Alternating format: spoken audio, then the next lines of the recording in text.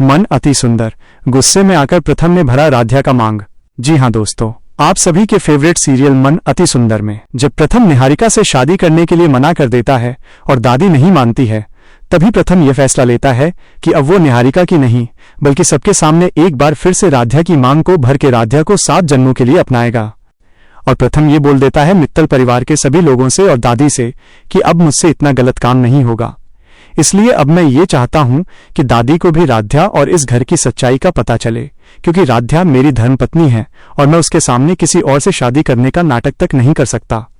राध्या हमारी वजह से इस मित्तल परिवार में इतनी ज्यादा मुश्किलें उठा रही हैं और सभी की बातों को सुन और सह रही है, लेकिन अगर मैं निहारिका से शादी कर लेता हूं तो शायद मुझे राध्या कभी माफ भी न करे। तभी ओमकार आते हैं और प्रथम को समझाने की कोशिश करते हैं, लेकिन प्रथम साफ साफ मना कर देता है और बोल देता है कि पापा मुझसे अब ये नाटक इससे ज्यादा नहीं हो सकता है।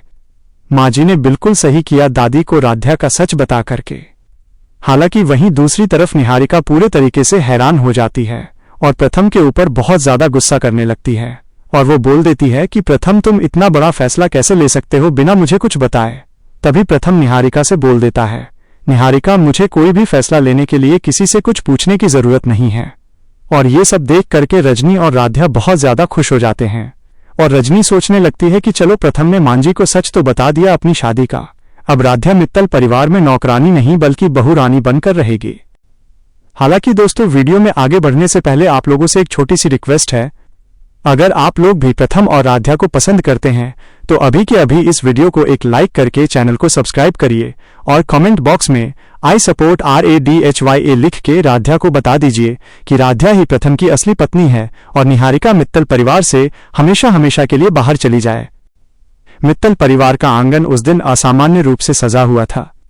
चारों तरफ पीली हल्दी, गेंदे के फूलों की खुशबू और ढोलक की धीमी थाप गूंज रही थी। बाहर से देखने वाला कोई भी ये नहीं समझ सकता था कि इस घर के भीतर कितनी बड़ी उथल पुथल मची हुई है।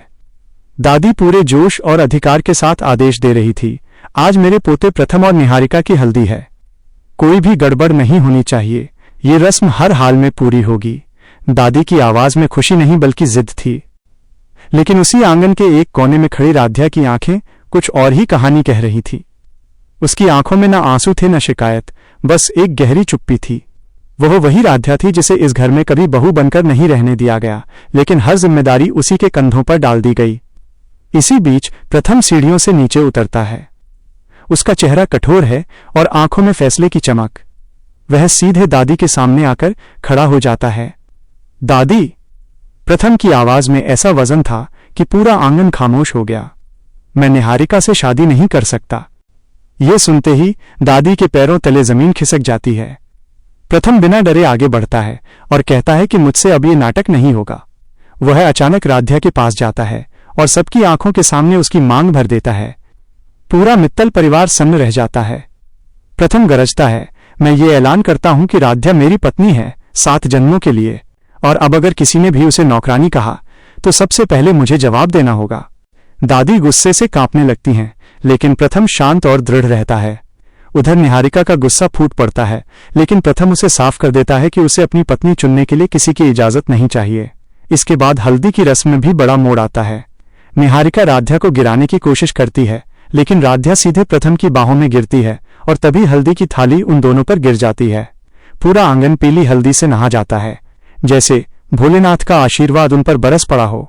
अंत में जब दादी राध्या पर हाथ उठाती हैं तो प्रथम उनका हाथ पकड़ लेता है और कह देता है, बस दादी, अब नहीं। राध्या पर हाथ उठाने से पहले आपको मुझसे गुजरना होगा। क्या मैं आपकी किसी और तरह से मदद कर सकता हूं?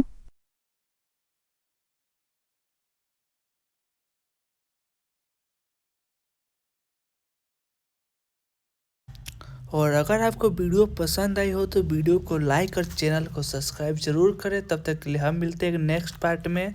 तब तक के लिए आप हमारे चैनल को सब्सक्राइब जरूर कर लीजिएगा।